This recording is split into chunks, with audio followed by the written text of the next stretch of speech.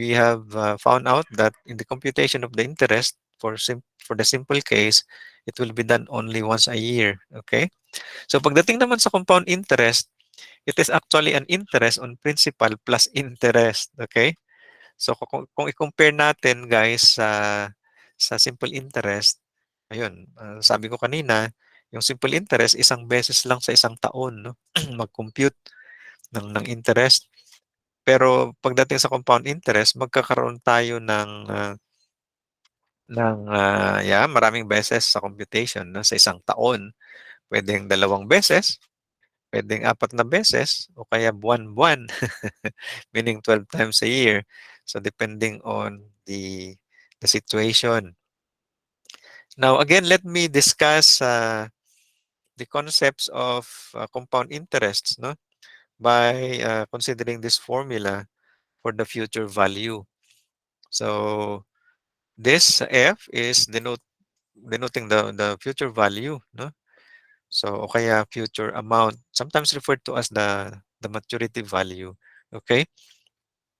Again, no, pagdating sa final amount or maturity value, ito yung total na. Total ng principal at saka yung interest. Siyempre, yung principal, yan yung amount na inutang. Halimbawa, no? Yung interest niya denoted by I, if you get this sum here, yan yung final amount or future value or yung maturity value. Yun yung total na ibabayad mo pag umutang ka. Okay?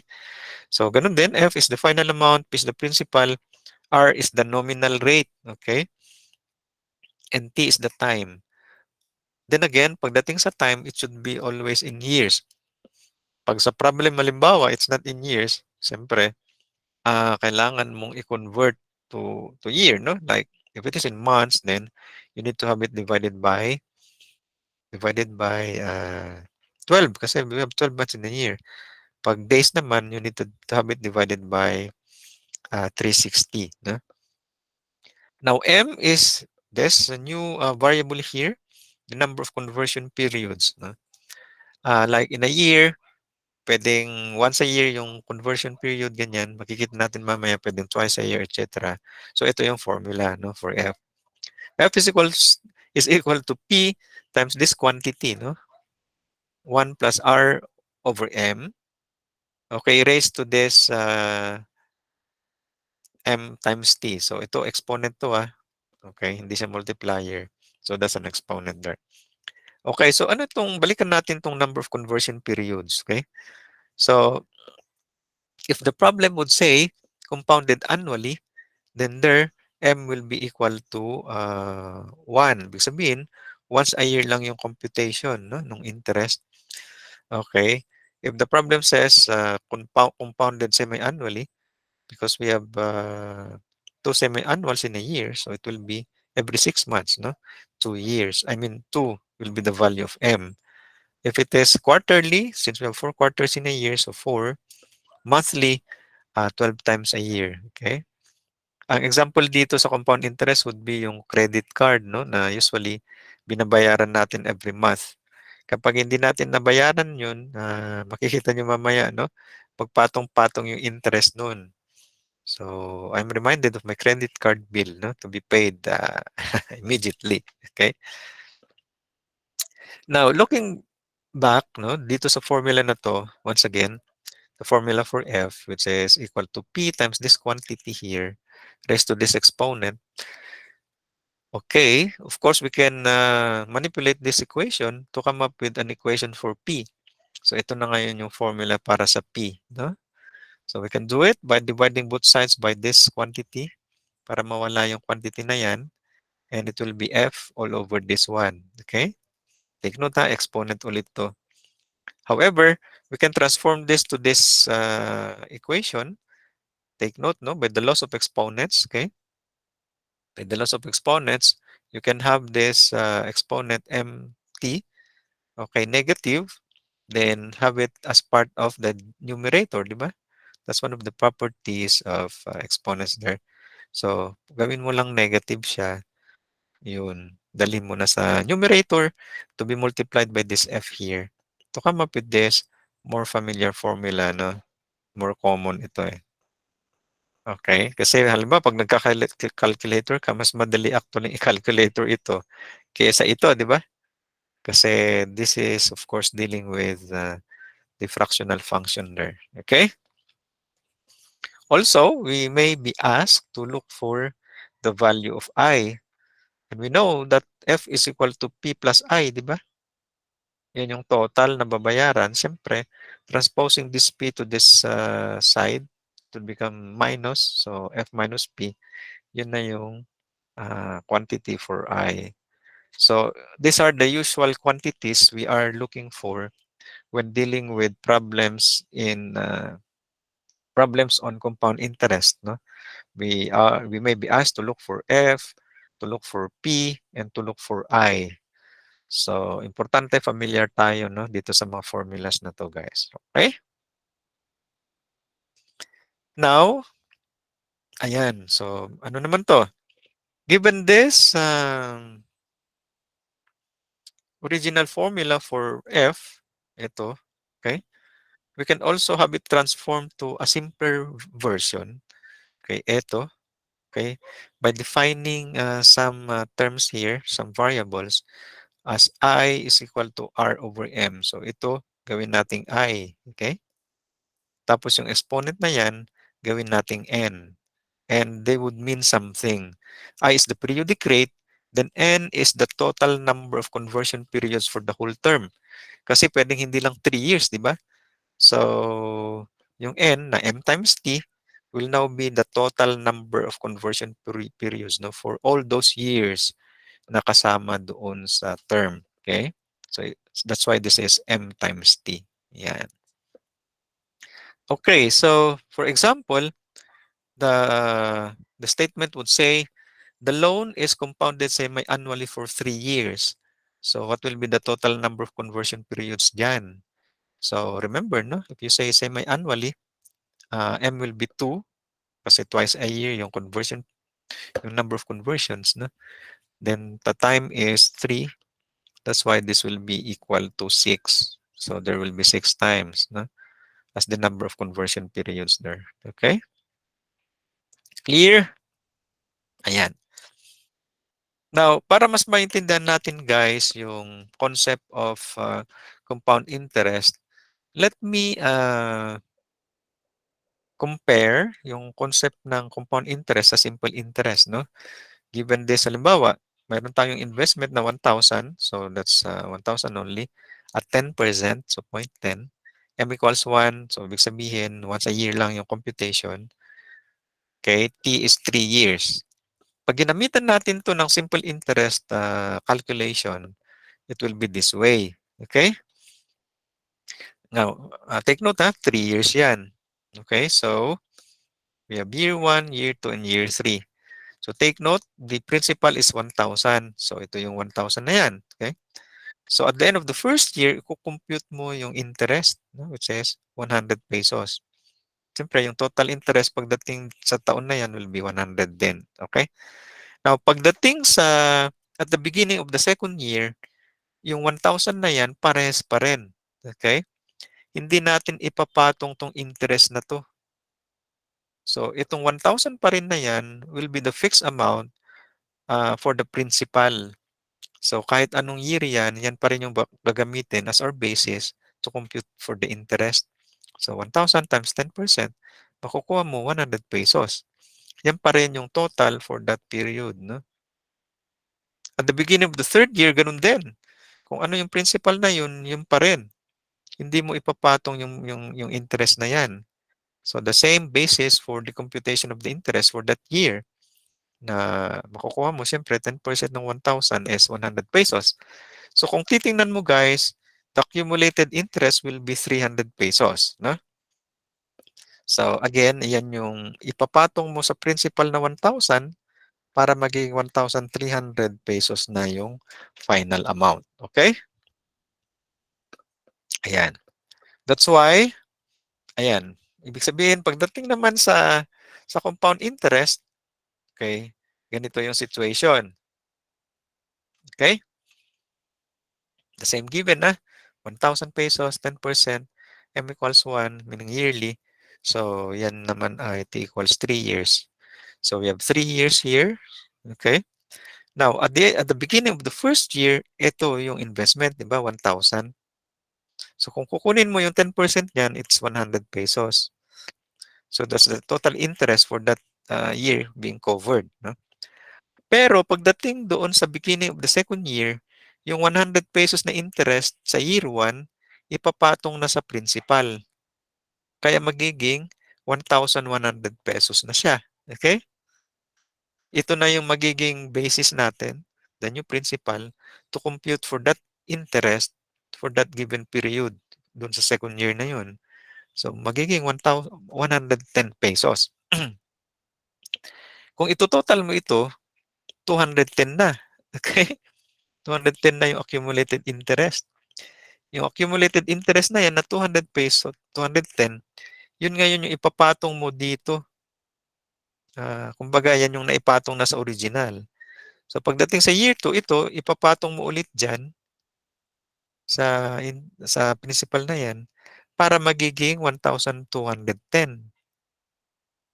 Tapos, ito na yung magiging new principal mo ulit to compute for this interest na 121. Kung titingnan mo, the accumulated interest is now 331. Okay? O, siyempre, yan yung ipapatong doon sa principal, di ba? Yung total na yan para makompute natin yung final amount na 1,331. Okay? Clear? Ngayon, i-compare natin to, yung dalawa, no, side by side. Okay? So, makikita natin, guys, na mas malaki siyempre yung compound interest kaysa sa simple interest. Kasi nagbabago-bago yung ano, 'di ba? Yung principal.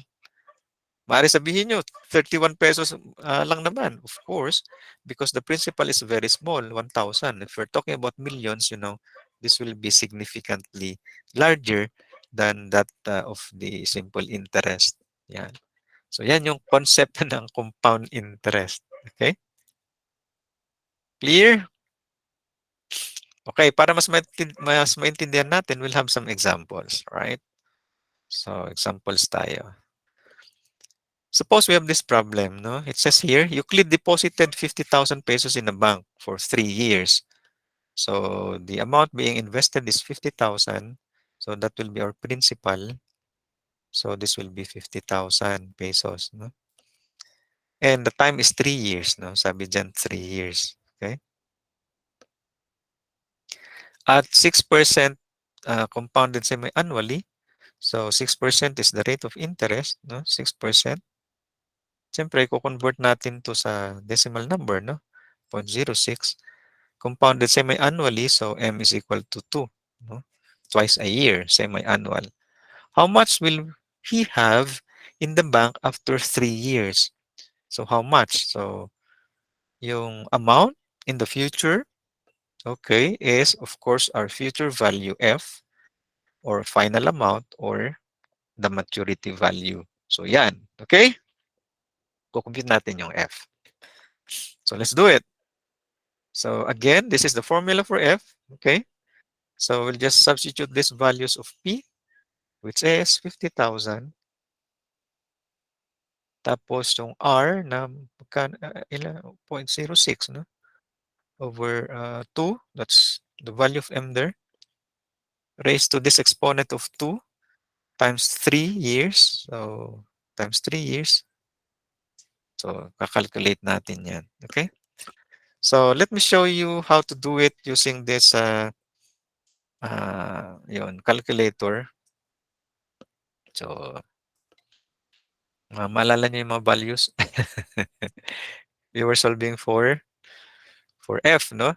So, P is 50,000 pesos. Okay? Okay? Times. So, one good thing about scientific calculators, just follow how those values in the formulas are written.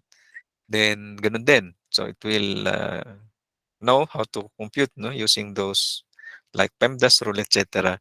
So 50,000 times 1, the quantity 1 plus, so pwede nating diretso, no? 0.06 divided by 2, di ba? Compounded monthly, semi-annually.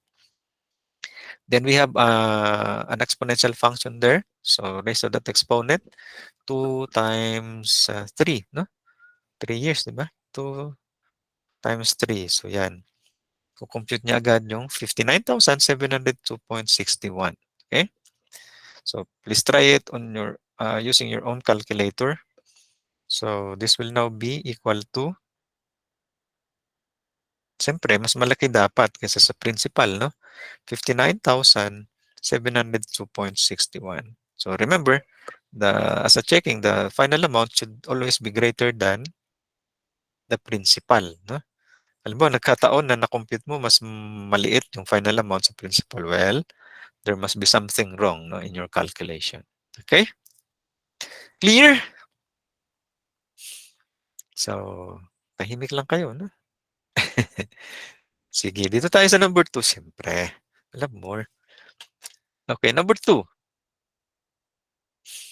So if money is worth 5% converted quarterly, so we usually also can make use of this word converted instead of compounded. So it will also mean compound interest calculation. Okay, so right away R is 5%, which is of course equal to 0.05. Converted quarterly, so M is equal to 4. Now we are to find the maturity value. So clearly F daw yung hinahanap. Of 10,000 pesos, yan yung ininvest. So, yan na yung magiging principal, no? 10,000 pesos. If it is invested for 2 years, okay, 2 years, pero mayroon siyang excess na 3 months. Okay? So, once again, we need to have this converted to what? To year. So, yung 3 months na yan should be written as a fraction of a year. Since we have 12 months in a year, so 3 over 12 siya. Di ba? Tapos, kukompute natin yung F.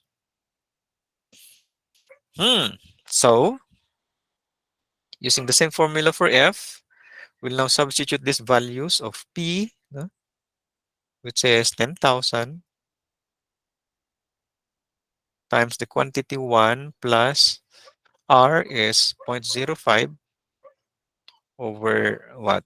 Quarterly, sabi dyan, di ba? So, M is 4. Okay. Ayun, what else? Raised to M, 4 times T na 3 years. And, I mean, 2 years and 3 months. So, 2 plus 3 over 12. Yan. Kakalculate natin. Okay? Okay, we'll make use of my magic calculator. Okay? So, calculator tayo. Sana may calculator din kayo dyan na hawak. Okay, so this will be 10,000 pesos. Pwede kang mag-incorporate ng multiplication operation na times doon. Pero pag sa calculator na scientific, pwedeng diretso na, di ba? So, pag-aralan nyo yung calculators nyo, guys. So, 10,000 times the quantity, 1 plus 0.05 compounded quarterly, di ba? Kaya 4 yung M. That's the denominator there. Raised to this exponent, okay? Quarterly, kaya 4 pa din. Times the quantity, 2 years and 3 months. So, 2 plus 3 over 12, di ba? Yan yung kagandahan pag, okay, yung calculator natin, di ba? We'll just encode these values here as they are presented in the formula. Then the calculator will compute for you. So like in this case, it is now 11,182.92. Okay? So yun na yung dito. So this is now 11,000. Okay, 182.92 pesos. So it is still greater than 10,000, di ba? So yan na yung maturity value niya, no? After 2 years and 3 months. Okay? Now, let's have another example, siyempre. Ito, exciting to. So it says here, uh,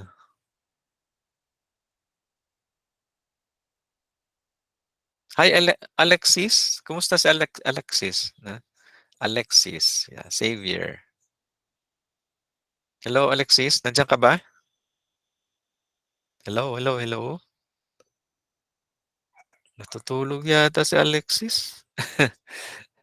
What about si Charles? Charles Philip. Hello Charles, may mic ka ba? Kindly unmute. Hello, sir. Ayan, si Charles. Pwede mo basahin to Charles para sa atin? Sige, basahin mo kung nababasa mo dyan sa end mo.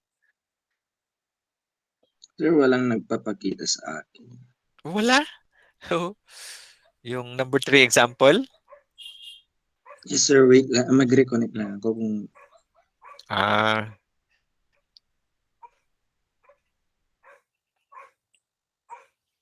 meron na. wala pa rin, sir. Wala, bakit kaya? Si Chester. Hi Chester. Chester, malinaw ba itong number 3 sa end mo? Yes, sir. Sige, pwede mo ngang basahin, Chester, para marinig ni na Charles. Sige. Sir, medyo i-ano mo po. Scroll down. Yan. Ayan. Okay na po, sir. Thank you. Listen purchased a cell phone on installment. He paid an amount of 4,000 pesos as down payment and promised to pay the balance of 16,000 pesos at the end of 2 years. Find the cash value of the cell phone if money is worth 7% compounded monthly. Thank you. Ayan. Sige, salamat ha, Chester. Napakalinaw, no? So, i-analyze natin yung problem. Okay? So, there's this person, Yestin. Ayan. Tapos, bumili daw siya ng cellphone installment. No? He paid an amount of 4,000 as down payment. So, yan yung down payment. List na natin, ha? So, 4,000 pesos. Okay? And promised to pay the balance of 16,000 at the end of 2 years. So, 16,000 yun, ha? Mamaya, pag-usapan natin, ano ba yung 16,000 na yan? Time is 2 years. Yun, very clear. Find the cash value. So, yung cash value daw yung hanapin. Okay? If money is worth 7%, so yan yung R. Siyempre, 0.07 yan, di ba? Compounded monthly. Kaya M equals 12. Okay, so sometimes problems in problems like this, nalilito tayo kung ano ba yung given. Is it P or F? So look at the context of the problem. Tulad nito, sabi dito sa sentence na to, the balance of 16,000 at the end of 2 years. So ibig sabihin, yung 16,000 pesos na yun na yung ibibigay niya na buo at the end of 2 years. Okay? Tama? Now, comparing F and P, F is the future value. That's the maturity value. That's the amount to be paid at the end of the period. So it must be then that yung 16,000 na yan yung F natin. Yung present value na P, okay, yan yung babayaran mo at the current period of time. Pwedeng monthly, pwedeng quarterly, ganun. Okay? Pero yung buo na babayaran at the end of that period of time is F. So, F yan, hindi P. Yun. Okay? Now, to continue, to determine the cash value, okay, we need to add kung may down payment dyan. Okay? I-add natin yung down payment sa present value of all future values of future payments. Ibig sabihin, yeah, P. So the cash value is the down payment plus P. Okay? Or the principal, future value, I mean, present value, no? Kasi cash value yung hinahanap eh.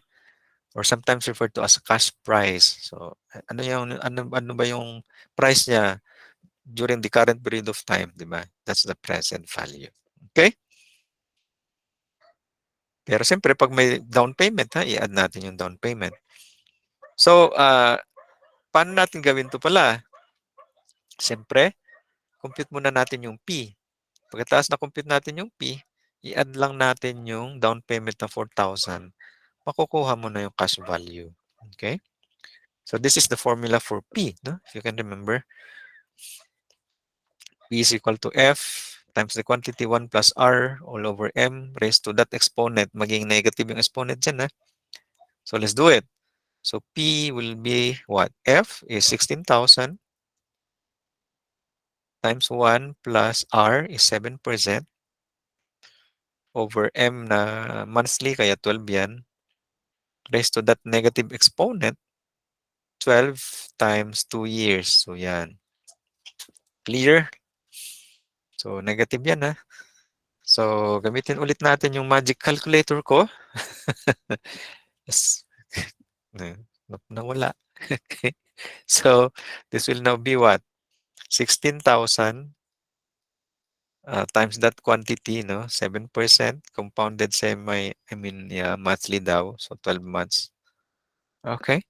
Raised to that exponent, na negative, eh? So 12 times 2, di ba? M is 12. So that will be what? 13,915.39. So yan na yung magiging value dito. Okay? So this is now 13,915.39. Yun. Okay, 39. Okay? 39 yun, 9 yun, 9. Okay? So, para sa cash value, syempre, i-add lang natin yan sa down payment na 4,000. So, 13,915.39. Siyempre, magiging 17, di ba? 17,915.39. So, hindi rin masyadong mahal na cellphone, pero mahal pa din. 17,915.39 yung cash price niya. Yung price niya, yung presyo niya, or yung cash value niya. Okay? I hope this is clear. Now, let's have this example. Parang kamukha nung example 3, no? Okay. Nandyan din si Estin. Bumili ng cellphone, installment, nag-down payment siya ng 4,000. So, parehas yung down payment, 4,000 pesos. That's in pesos. Tapos, yung balance niya, sabi dito, pero pares pa rin yung given, 2 years pa din. Tapos, 7% compounded monthly. So, 0.07 pa rin yan. Tapos, ano ba yun? R2, siyempre rate yan eh. So, compounded monthly, kaya 12. Okay, so ano naman tong 16,000 na to? Sabi dito, payable monthly for 2 years. So, kanina, sabi doon, to be paid at the end of 2 years, kaya future amount. Ito naman, payable monthly. So, current yung payment. So, yung P na yan must be the principal. Okay? I mean, yung 16,000 na yan must be the principal. So, tingnan nyo guys, doon sa problem, no? Kung kailan maging principal, kailan magiging future value. Kung current yung pagbabayad, siyempre principal yun. O kaya present value, kaya nga present value. Pag yung payment at the end of the whole term, yun yung future value, o kaya maturity value. So dito, ang hinahanap ay yung interest. Okay? So paano natin makuha yung interest? Okay, knowing that I is equal to F minus P, so kailangan isolve muna natin yung F, di ba? So, tapos subtract natin yung F, I mean yung P dyan, sa F na yan, makukuha mo na yung interest. Okay? So, eto siya ngayon. So, let's do it. No? F is the principal of 16,000, that present value there. R is 0.07, hindi pa. May 1 pa doon. 1 plus 0.07 over M na 12. Okay? So, M is 12 times 2 years. So, yun. Okay? So, kung gagamitan natin ng calculator, ito siya. Okay. So, maging positive na lang yan. Okay. Yun. Diba?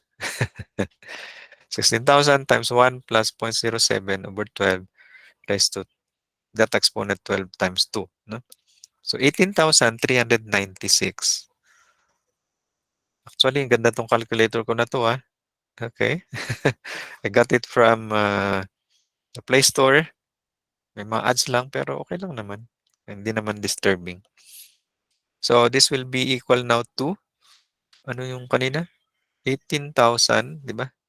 18,396.90 pesos. 396.90. Okay, however, we are to look for the interest there. So, it is F minus P. So, subtract lang natin yan, guys, no? Subtract natin yung P doon, yung 16,000. Siyempre, it will be 2,396.90 pesos. Ayan. Malinaw?